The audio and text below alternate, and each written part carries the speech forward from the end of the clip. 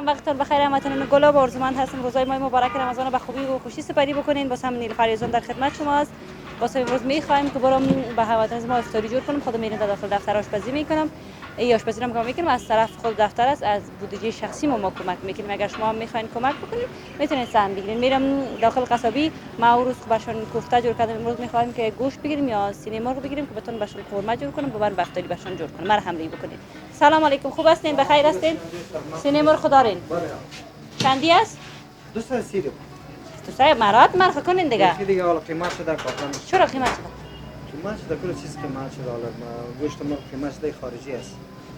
خب یک ازار مرات ما نکنین بود ما نمیشه. باور کنید دیگه درد داره پیتم نمیاد زیاد کنم. لالا جان، ما میخوایم که به برنامه کمکی دیگه پخته کنم، آشپزی کنم خود داخل دفتر. با مردم که نیازمند هستن خودم دیگه باید دی خیر ثواب شریک شویم نه؟ درست است. چند مرات ما رو میکناله؟ با شما در مرات. هم در به مرات وار کردی. خیر بریم ده پاکت بندازین. امروز میخوایم در داخل دفتر برم آشپزی کنم، برنج برشون آماده کنم، امروز سینه مرغ قورمه البته جور کنم، سالاد شام در پاریش، اما تو یک افطاری خوب برشون جور کنم. کسایی که دیگه نیازمند هستن بیرون هستن نمیتونن خانه برن در وقت افطاری، امروز برشون خودم آشپزی میکنم. مرا همراهی بکنین. بسیار تشکر، بخیر باشین. قربان شما. گوشتم گرفتم میرم طرف دفتر نه، حال ترکوریم باید بگیرم باید برم.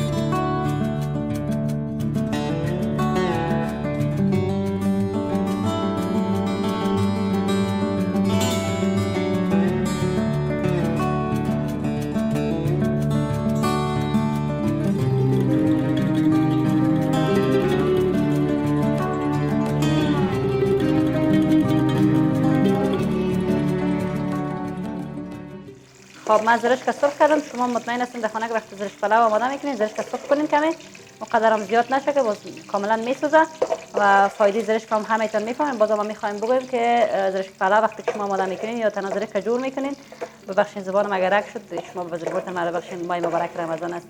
شما فایده زرشک مطمئن هستم میفهمین. بازم میخوایم یادآوری کنم هم به خاطر جگر خوب است، هم به خاطر خودتون خوب است و زیاد کسا از زرشک به خاطر چای جور میکنن، بعضی کسا جوس جور میکنن. خب از هر رقمی که شما میخواین به خاطر زرشک استفاده کنین، بسیار خوب است.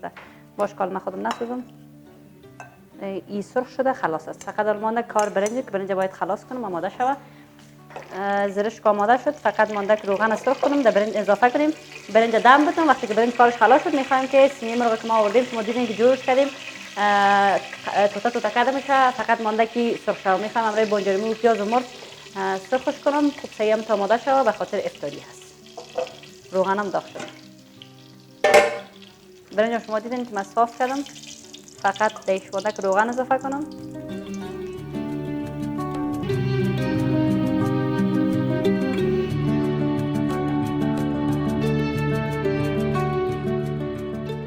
امروز براتون زرشک پلاو جور کنم.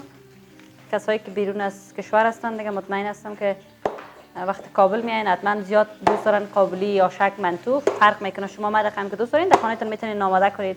من این افطاری به خاطر کسایی آماده دارم، به خاطر کسایی که بیرون هستن نمیتونن خانه برن بتونم حداقل کم ثواب کمایی کنیم. این بازم یادآوری میکنم که این هم از طرف دفتر است که ما خواستیم به خاطر کسایی که نیاز دارن حداقل میتونیم موقع کمکشون بکنیم، موقع کمک میتونیم که دم میخوره. یک 15 دقیقه دم میخوره تا اینکه بریم دم میخوره. من همین آشپزخانه یک ذره منظم کنم، باز میگیریم گوشت بپزم میکنم.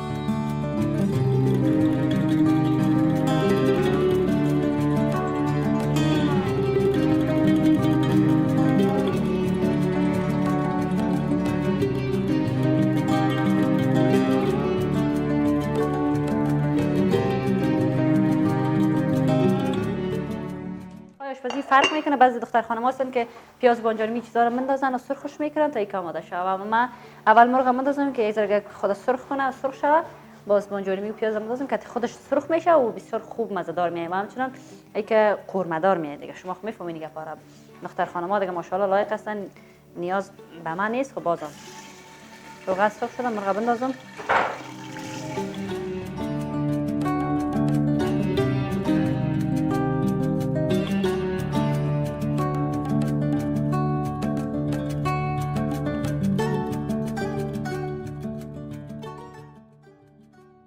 سینی مرغ ما امروز پیاز که چه انداختیم و کم وقت هم میگیره تا سرخ شوه. مثلا عزیز من برام که ترکاری و نان و بعد چیز دیگه هم جور کنم که آماده باشه. وقتی که می آماده شد بکشیم ببریم به مردم بدیم که نزدیک روز افطار میشه و کم کم ما دیگه نزدیک شده بریم به روز افطار. خداوند تمام ما را اجر نصیب کنه و در دعای خیرتان لطفاً به تمام مردم دعا بکنین، به ما هم دعا بکنین، ما را هم از دعایتان فراموش نکنین.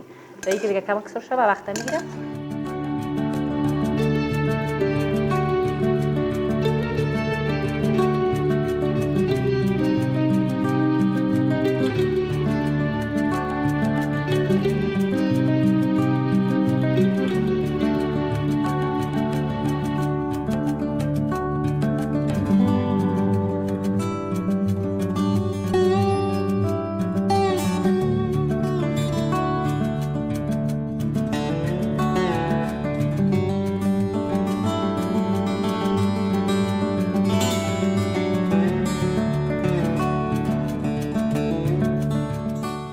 پیاز و مرغ سینه مرغم جور شده.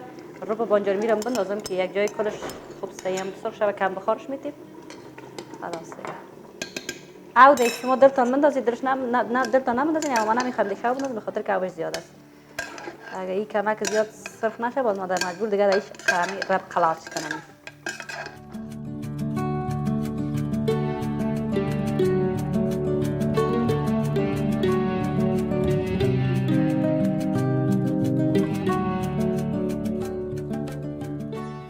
فرق میکنه که شما چه قسم آشپزی میکنین. ما میخوایم که 10 دقیقه بانمش 10 دقیقه جور میشه و قاو نداشت و من سینی مرغ هم نرم کرده بودم، پیازش هم سرخ کردگی بود، بانجانیش هم سرخ کردگی بودم. 10 دقیقه بسش میکنم. 10 دقیقه بعد رسای میکنم کاملا جور شده بود که وقت نماز دیگر هست. من برم نماز بخوانم، شما هم دعا میکنم. شما منتظر باشین که آماده شه، میبرم به مردمی که روزدار هستن افطاری برشون جور کنم.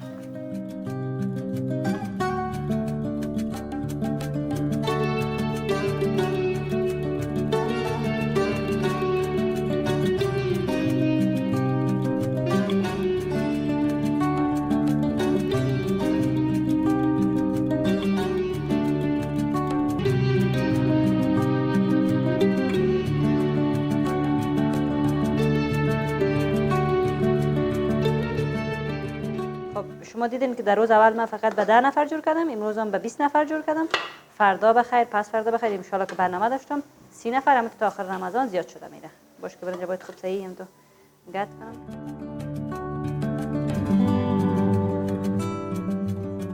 بسم الله الرحمن الرحیم.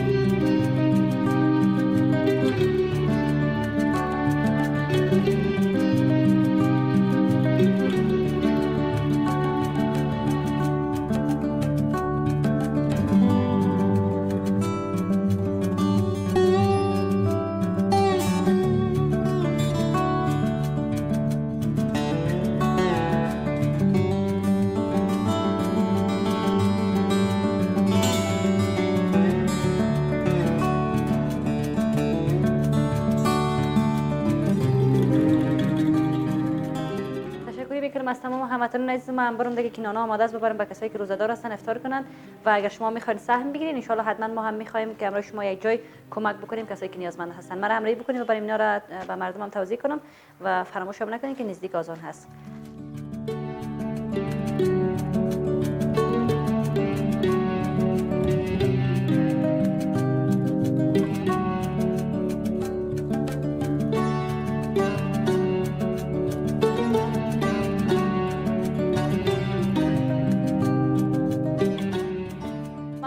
همیشگی تان آرزومند هستم که گزارش امروزی ما خوشتون آمده باشه. ما تلاش کردیم که کسی که روزه است امروز بتونیم برشان روز افطار جور کنیم.